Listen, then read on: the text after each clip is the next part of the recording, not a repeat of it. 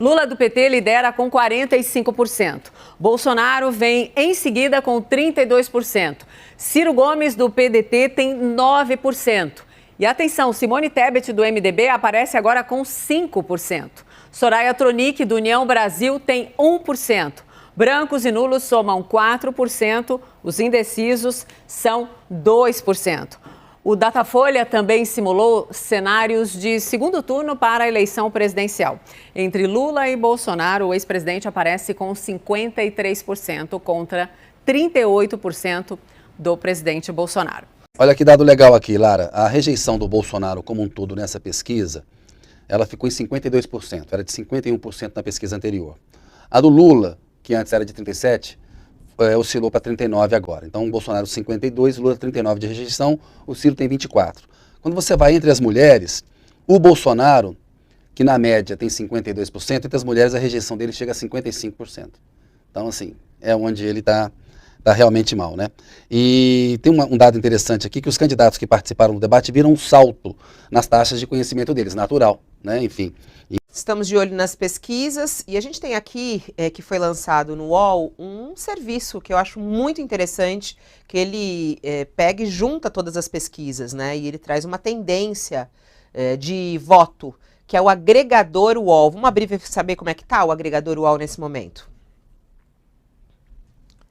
Olha lá, no agregador Lula tem 42%, Bolsonaro 35% das intenções de voto. E faz esse desenho, como você sempre fala, desse jacaré aí.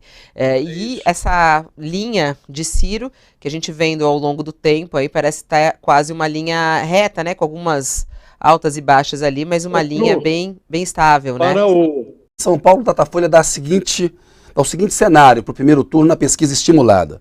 Fernando Haddad do PT tem 35%, Tarcísio de Freitas, Republicanos, 21%, Rodrigo Garcia, PSDB, 15%, Carol Vigliar, Unidade Popular, 2%, Gabriel Colombo, PCB, 1%, Antônio Jorge, Democracia Cristã, 1%, Elvis César, PDT, 1%, Vinícius Poit, Novo, 1%, Edson Dorta, PCO, 1%, Altino Júnior, PSTU, 1%. Brancos e nulos somaram 12%, não souberam responder 10%. Então, pessoal, não adianta você pedir liberdade quando você está preso. Você tem que lutar quando você está livre. Tá?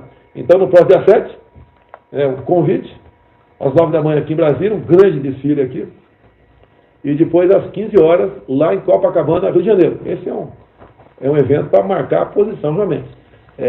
Eu devo pousar por volta das 13 horas no Rio. Vão ter carro de som lá, de algumas pessoas que me contratam lá para lá. Isso não é arte democrática. Se alguém querer acusar de ato democrático, eu quero pagar para fazer parte do processo depois por ato antidemocrático. Para deixar bem claro, certo? Fico fazendo covardia com pessoas inocentes por aí.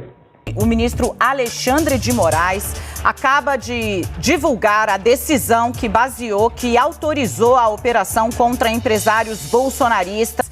O ministro diz, em virtude da presença de fortes indícios e significativas provas, apontando a existência de uma verdadeira organização criminosa, de forte atuação digital e com núcleos de produção, publicação, financiamento e político também, absolutamente idênticos aos investigados no inquérito das milícias digitais, com a nítida finalidade de atentar contra a democracia.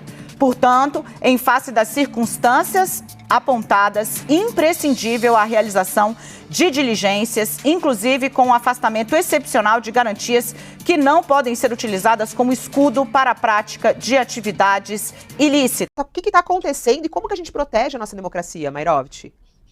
Bom, está acontecendo, isso me parece bem claro, que o fascismo está em marcha.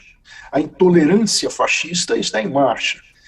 Vamos lembrar que o Mussolini tinha uma tropa que agredia, que batia, que ameaçava e que também ministrava até óleo de rícino nas pessoas. Então, esse tipo de intolerância, de não aceitar os que pensam de forma diferente, essa cultura fascista, ela não tem mais limitações de fronteiras, ela vai se espalhando e é o que a gente vem assistindo. Agora, como proteger a democracia. Nesse caso de tentativa de homicídio, claro, a tentativa de homicídio, que deve ter também porte ilegal de armas, várias coisas, vários crimes.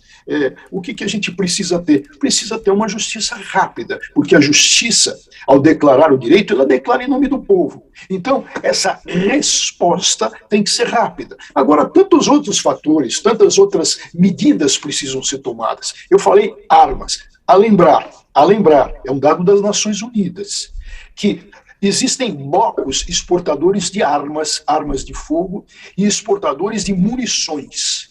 Se a gente olhar, em primeiro lugar desse bloco estão os Estados Unidos. Em segundo lugar, nós temos países da Europa, 3 países da Europa, e em terceiro lugar, no terceiro bloco exportador de armas de violência, nós temos quem? Concorrendo, Argentina e Brasil. Então aqui se fabrica violência também, como nos outros países. Então está na hora de se preocupar com a questão da arma, e é muito triste de verificar que até o nosso presidente da República quer armar todo mundo, que é a liberação de armas. Então, a defesa da democracia, a defesa do Estado de Direito, a defesa de um regime onde o povo é o titular único, é ele que comanda a democracia, há necessidade de mecanismos para essa defesa. Agora, se a gente coloca, inunda de armas, não consegue combater via escola, via educação, não consegue alterar essa cultura fascista de violência, aí nós temos que rever efetivamente posicionamentos e políticas.